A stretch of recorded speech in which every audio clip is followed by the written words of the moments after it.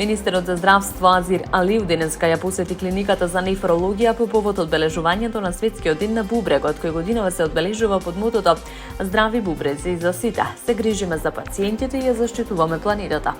Хроничната бубрежна болест представува сериозен глобален здравствен предизвик. Најчести причини за оштетување на бубрезите се дијабетесот и покачениот крвен притисок. Министерот истакна дека Министерството за здравство активно го поддржува органодарителството, постојано работи на подигнување на свесноста за значењето на овој хуман чин.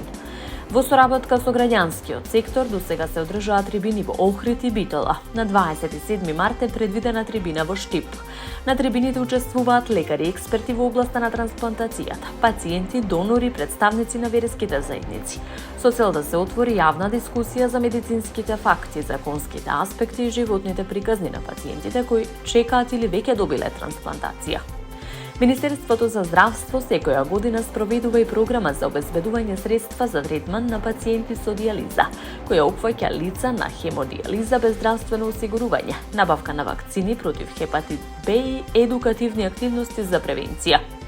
Во Македонија, околу 85% од пациентите со терминална бубрежна слабост се третираат со хемодијализа, додека околу 15% се подложни на трансплантација на бубрек. Министерот упати апел за подигнување на свесноста за значењето на трансплантацијата, како чин кој спасува животи и представува највисок израз на човечка солидарност.